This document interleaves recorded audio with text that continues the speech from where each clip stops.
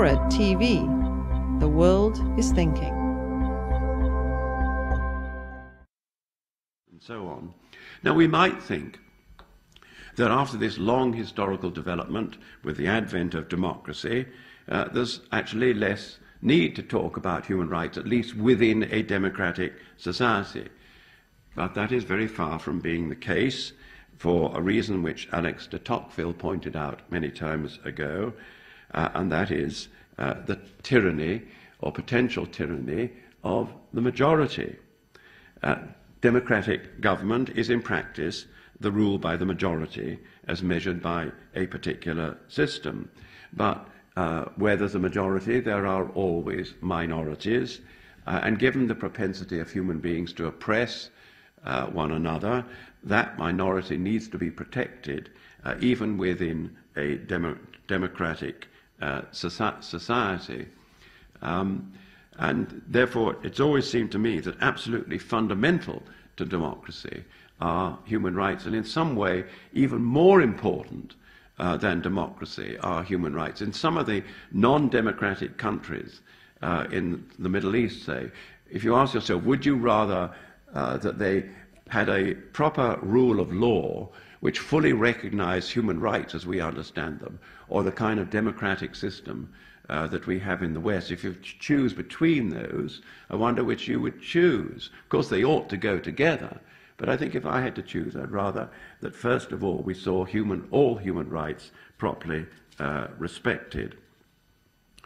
Now, human beings need to be protected from one another, hence we have the rule of law, but we also need to be protected against governments. And one of the great impetuses for the great human rights movement after 1948, of course, was to protect human beings against governments. With the experience of Nazi Germany and Stalin in Russia, it was individuals who needed to be protected, not so much against one another, but against tyrannical government. And I think that's given rise to really rather a brilliant phrase by Ronald Dworkin, where he describes human rights as political trumps. As he's written, individual rights are political trumps held by individuals. Individuals have rights when for some reason a collective good is not sufficient justification for denying them what they wish as individuals to have or do, or not a sufficient justification for imposing some loss or injury upon them. If someone has a right to something, then it is wrong for the government to deny it to him, even though it would be in the general interest to do so. And that is absolutely the nub of the matter.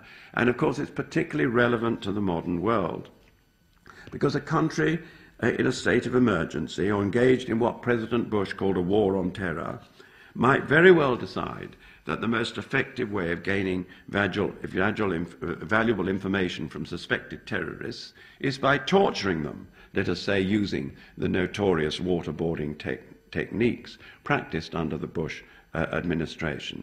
Now, there may be very, very plausible reasons for this in terms of national security, and it's certainly in the interest of all its citizens that they should be saved from attacks. But if there are human rights in place, all these reasons are to no avail in justifying torture. Human rights, by their very nature, override all such utilitarian reasons, all such reasons given on behalf of the general good of the majority. They are political trumps on behalf of the individual.